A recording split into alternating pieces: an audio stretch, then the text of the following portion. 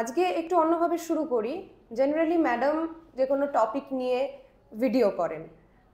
আজকে আমি যে কোয়েশ্চেন্সগুলো পেশেন্টদের কাছ থেকে সচরাচর পেয়ে থাকি বা আমার কলিগসরা যেগুলো পেয়ে থাকে সেগুলো নিয়ে আমরা ম্যাডামকে একটু কোয়েশ্চেন করব, উত্তরগুলো জানার চেষ্টা করব। ম্যাম, আমাদের ওয়েবসাইটে এবং অনেক সময় অনেক পেশেন্টেরও এটা যখন ফোন পাই এটা জিজ্ঞাসা করে যে তারা বন্ধ্যাত্ব সমস্যায় ভুগছে, কিন্তু এই বন্ধ্যাত্ব সমস্যা মানেই কি আইভিএফ? অনেকের একটা আইভিএফ নিয়ে মানে মেন্টাল ব্লকেজ আছে, তারা ফট করে আইভিএফ করতে চায় না বা বললো আইভিএফ ছাড়া কি অন্য কোনো ট্রিটমেন্ট হয়? তো এইটা কিভাবে ডিসাইড করবে পেশেন্ট বা আপনি? দেখো, বন্ধ্যাত্ব মানেই তো আইভিএফ ট্রিটমেন্ট না। বন্ধ্যাত্ব যখন কোনো একটা পেশেন্ট নিয়ে আসবে তখন আমাদের ফার্স্ট থিং হচ্ছে বন্ধ্যাত্বের কারণটা বুঝতে হয়। তো আইভিএফ কিছু স্পেসিফিক পেশেন্টের লাগে, যেমন ধরো যদি কারুর এগ না থাকে, ঠিক আছে, সেটার বয়সজনিত কারণে হোক, অপারেশনের জন্য হোক, কোনো ওষুধ নিয়েছে যার জন্য ড্যামেজ হয়েছে, অথবা তার সাম মিস্টিরিয়াস রিজনে তার এগ রিজার্ভ ভীষণ কমে যাচ্ছে। তো এইরকম বিভিন্ন কারণ থাকে যেখানে আমাদের এগ, তার নিজের এগ খুব কম এবং এমএইচ কম, সেজন্য আমরা বলি যে তাড়াতাড়ি যদি ইউটিলাইজ করতে হয় তো আইভিএফ করো। অথবা কারুর হয়তো মেনোপজ রিচ করে গেছে, তাকে এগ ডোনেশন লাগবে, অফকোর্স সে আইভিএফ ক্যান্ডিডেট হলো। অথবা কারোর যদি দুটো টিউবে ব্লক থাকে, যে ফাংশনই হচ্ছে না টিউবের, তাহলে তো নর্মাল কনসেপশন বা অন্য কোনো ট্রিটমেন্ট তাকে অফার করা যায় না। এই দুটো অ্যাবসলিউট রিজন ছাড়া আর যদি বাকিগুলো বলো, বাকি যে কোনো রিজনে কিন্তু অনেক আদার ট্রিটমেন্টস আমরা অফার করি। তো সেইগুলো কিন্তু পেশেন্টদের জানা দরকার। সবাই জানবে যে সবসময় আইভিএফ লাগে না, এবং আমরা স্পেসিফিক সেই পেশেন্টদেরই আইভিএফ বলি যার আমরা অন্য কোনো উপায় করতে পারছি না। কিন্তু যদি কারুর বয়স রিজনেবল থাকে, টিউব খোলা থাকে, হাজব্যান্ডের কাউন্টও প্রবলেম নেই বা খুব কম প্রবলেম আছে, তাহলে করা যায়। যদি কারুর হাজব্যান্ডের অ্যাজোস্পার্মিয়া থাকে বা একটিও স্পাম না থাকে, সে যদি ডোনার স্পাম নিয়ে অপ্ট করে তারও আইভিএফ লাগছে না, আইইউআইতে হয়ে যায়। কিন্তু কেউ যদি বলে যে হ্যাঁ, স্পাম যদি পাওয়া যায় টেস্টিস থেকে, সেইটা দিয়েই আমাকে করতে হবে প্রেগনেন্সি, সেই ক্ষেত্রে এগেন সেটা হয়ে গেল আইভিএফ উইথ টেসাইক্সি আমরা বলি সেটাকে। তো সেই ক্ষেত্রেও আইভিএফ করতে লাগে। এই অ্যাবসলিউট রিজনগুলো ছাড়া কিন্তু অনেক আদার ট্রিটমেন্ট আছে যেগুলো অফার করা যায়। আরেকটা কোয়েশ্চেন্স যেটা আমরা খুব পাই সেটা হচ্ছে পেশেন্ট নিজেই বলছে আমি আইইউআই করতে চাই বা আমার ইক্সি দরকার, তাদের হয়তো ধারণা ইক্সিটা আরও বেটার কোনো ট্রিটমেন্ট। তো হোয়াট প্যারামিটার্স এইগুলোকে ডিটারমাইন করে ম্যাম? দেখো, ইক্সি হোক, আইভিএফ হোক, আইইউআই হোক, এটা মানে এরকম না যে এটা কোনো একটা ফ্যান্সি ট্রিটমেন্ট আমি করাতে চাই তাই। আমি তো সবসময় আমার পেশেন্টদের এসে যখন আমি যদি কাউকে কাউন্সেল করি তখন আমি বলি, ধরো কাউকে যদি তার অ্যাবসলিউটলি আইভিএফ লাগে, বললাম আইভিএফ করতে হবে, তখন সে জিজ্ঞেস করে ম্যাডাম আমার কি ন্যাচারালি কিছুতেই হতে পারে না? তো আমার আনসারটা হচ্ছে এইটা, দেখো, যদি ন্যাচারালি নর্মালি হয়ে যেত তাহলে তো প্রেগনেন্সির জন্য ট্রিটমেন্ট তো লাগে না। It is a physiological phenomena. Normally বডিতে সবাই প্রেগনেন্সি আসবে, এটাই তো স্বাভাবিক। বেশিরভাগ সারা পৃথিবীর বেশিরভাগ মানুষের তো তাই হচ্ছে। তুমি কখন ডক্টরের কাছে আসো? যখন সেটা হচ্ছে না, তখন ডক্টরের কাছে আসো। তো সেই জন্য তার তো একটা কারণ আছে। আজকে যেমন একটা পেশেন্ট দেখলাম যার 7 বছর বিয়ের হয়ে গেছে, 29 বছর বয়স মাত্র, 5 বছর ট্রাই করছে, হয়নি। তো এখন যখন ও এসে বলছে ম্যাডাম নর্মালি কেন আমার হচ্ছে না, সে ফলিকুলোমেট করেছে, দেখেছে যে তার ফলিকেল তৈরি হচ্ছে, প্রত্যেক মাসে মাসিক আসছে, হাজব্যান্ডের অ্যাকাউন্ট ঠিক আছে, টিউব খোলা আছে, তো সে বলছে কেন হচ্ছে না। তো তখন আমাকে তো দেখতেই হবে যে কেন হচ্ছে না, তো একটা ডেফিনিট কারণ থাকবে। 5 বছর অনেক টাইম, ঠিক আছে। আর 29 মানে 25 থেকে বা 24 থেকে 29 মানে প্রায় অলমোস্ট একটা প্রাইম টাইম। তো এই ক্ষেত্রে যদি কারণ না আসে তো ডেফিনেটলি বুঝতে হবে আমরা কোনো একটা কারণ মিস করছি।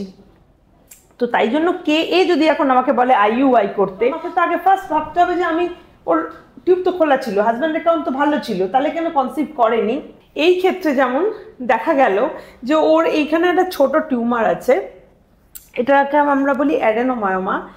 টিউমারটা সাইজ বেশি বড় না, যার জন্য ওটি করতে হবে, কিন্তু আশ্চর্যভাবে সেটা কিন্তু ওর ক্যাভিটিকে কম্প্রেস করে বসে আছে, তাই ওর ক্যাভিটিটাই নর্মাল নেই। তো এই ক্ষেত্রে তখন ওর আইভিএফ না রাখলেও ওর ওই ক্যাভিটিটার তো রিকনস্ট্রাকটিভ একটা সার্জারি তো আমায় লাগবে, ওই টিউমারটা তো বার করতে হবে, তবেই তো আমি ওকে কনসিভ করাতে পারবো।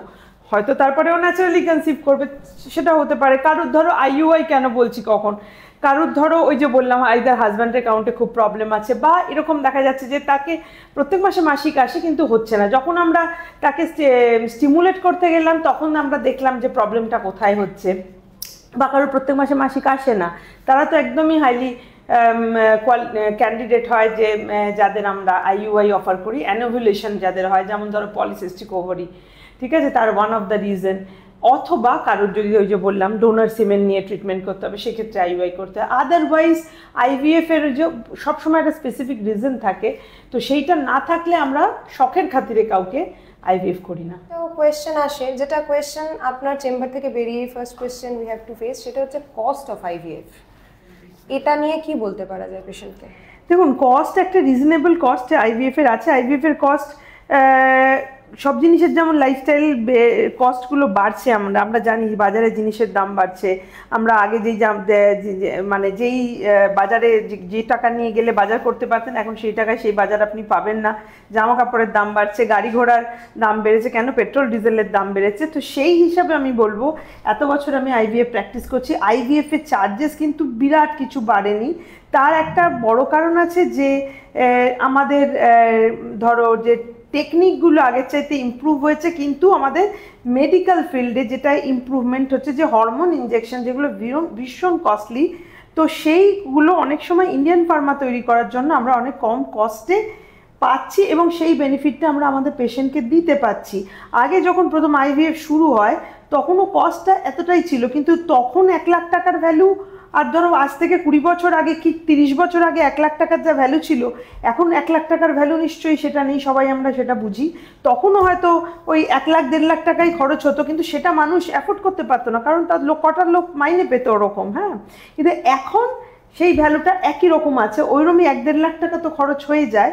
কিন্তু তোমার যেটা বুঝতে হবে যে আগে ওষুধগুলো আমাদের দেশে তৈরি হতো না, বিদেশ থেকে ইম্পোর্ট করতে হতো, পুরোটা ন্যাচারালি সেগুলোর দাম বেশি পড়ে যেত, সেই বেনিফিটটা পেশেন্টকে আমরা দিতে পারতাম না। এখন যেহেতু এটা হোম ম্যানুফ্যাকচার হচ্ছে, ইন্ডিয়ান কোম্পানিগুলো তৈরি করছে, এবং সবাই জানে যে ইন্ডিয়ান ফার্মাসিউটিক্যাল সারা ওয়ার্ল্ডে এখন খুব ভালো পজিশনে আছে এবং সারা পৃথিবীর অনেক দেশকে আমরা ওষুধ সাপ্লাই করি, তো ন্যাচারালি কোয়ালিটি অফ মেডিসিনসগুলো ভালো হয়, সেই জন্য আমরা সেই বেনিফিটটা সেটা কম দামে পাচ্ছি, যেহেতু আমরা এখানে বসে পাচ্ছি সেগুলো, এবং সেটা আমরা বেনিফিটটা পেশেন্টকে দিতে পারছি। সেই হিসাবে আমি বলবো, আগেও তোমার 1-1.5 লাখ টাকা খরচা আইভিএফ এ হতোই, এখনও সেটা হচ্ছে, কিন্তু পদ্ধতিটা অনেক ফাইনার হয়েছে, অনেক, যেমন আল্ট্রাসাউন্ডগুলো ইমপ্রুভ করেছে, মেশিন ইমপ্রুভ করেছে, আমাদের মিডিয়া ইমপ্রুভ করেছে, তার জন্য আমাদের সাকসেস রেট অলমোস্ট 50 to 60% আমি স্ট্যান্ডার্ড বলি এখন, ঠিক আছে। খুব খারাপও হলে সেটা হয়তো 30%, আর তোমার বাকি হচ্ছে তোমার অনেকের ক্ষেত্রে আরও বেশি, যারা ইয়াং পেশেন্ট হয় বা অনেক এমব্রিও ভালো তৈরি হয় তাদের ক্ষেত্রে তো একদম 70% অব্দি সাকসেস হয়। ম্যাম, যেটা প্রথম কোয়েশ্চেন পাই কোনো ফোন কলে, সেটা হচ্ছে আইভিএফ করাবো, কিন্তু তার মানে কি আমি গ্যারেন্টিড বেবি নিয়ে চলে যাব? এটা কি বলা উচিত পেশেন্টসদের? দেখো, আইভিএফ এ প্রেগনেন্সি বানানোটা আমাদের কাজ, প্রেগনেন্সি গর্ভে ট্রান্সফার করলাম, যদি সেটা বসে গেল, যেটাকে আমরা বলি ইমপ্লান্টেশন, তখন আমাদের কাছে ওটা আইভিএফ সাকসেস। কিন্তু এই আইভিএফ সাকসেস যেখানে HCG, beta HCG tester positive আসছে, আমাদের সবার মুখে একটা চওড়া হাসি ফোটায় যে প্রেগনেন্সি এসে গেছে, ব্যাস ইমপ্লান্টেশন হয়েছে। কিন্তু এই ইমপ্লান্টেশন হওয়া থেকে আর বাচ্চা বাড়ি নিয়ে যাওয়ার মধ্যে কিন্তু অনেকটা ডিফারেন্স আছে। সেই জন্য আমার পেশেন্টদের কাছে আমি সবসময় এটা বলি, দেখো আমার কাজ প্রেগনেন্সি বানিয়ে দেওয়া, কিন্তু তোমারকে কিন্তু 9 মাস এই ইউটেরাস, এই জঠরটার মধ্যে কিন্তু তোমাকে নিয়ে বইতে হবে, এর মধ্যে অনেক আপস অ্যান্ড ডাউনস হতে পারে, তার অনেক কিছুর ওপরে এটা ডিপেন্ড করে। সেই জন্য always I will advice my patient যে প্রেগনেন্সির আগে বডি এবং মাইন্ডকে তৈরি করো, ছোট্ট কিছুতে আঘাতে যাতে সেটা ভেঙে না পড়ে, ঠিক আছে। তো এটা একটা কঠিন টাইম, সবসময় অনেক কিছু আমরা ওষুধ দিয়ে তো চেষ্টা করি, কিন্তু সব কিছু সম্ভব না ওষুধ দিয়ে কন্ট্রোল করা। মানুষের ইমিউনিটি, যেটা প্রেগনেন্সিতে এত বড় একটা ফ্যাক্টর আছে, তো ইমিউনিটি কার কীভাবে কাজ করবে এটা কেউ কন্ট্রোল করতে পারে না, ওষুধ দিয়ে কন্ট্রোল করা ইম্পসিবল। তো সেই ক্ষেত্রে ইমিউনিটি, ডিপ্রেশন, অ্যাংজাইটি, এগুলো সবই কিন্তু তোমার অ্যাফেক্ট করতে পারে বিভিন্নভাবে মানুষকে, মানে প্রেগনেন্সি সাকসেস মানে টিল লাইফ বার্থ এফেক্ট করতে পারে। এই জন্য এইটা মাথায় রেখেই করতে হবে। আর যদি কারোর নিজের আগে থেকে মেডিকেল কোনো কন্ডিশনস থাকে সেগুলো যদি কন্ট্রোল না থাকে, যেমন তার মধ্যে ডায়াবেটিস হচ্ছে একদম 1 নম্বর, ব্লাড প্রেশার, ডায়াবেটিস, এগুলো কিন্তু খুব নেগেটিভলি প্রেগনেন্সিকে অ্যাফেক্ট করে। তো এইগুলোকে সুন্দর করে আগে থেকে কন্ট্রোল রাখা, কারোর জেস্টেশনাল ডায়াবেটিস বা ডিউরিং প্রেগনেন্সি ডায়াবেটিস হয় সেইটাকে সুন্দর করে কন্ট্রোল করা, একটু স্বাভাবিক জীবনযাত্রা, একটু হাঁটাচলা করা, ঠিক আছে।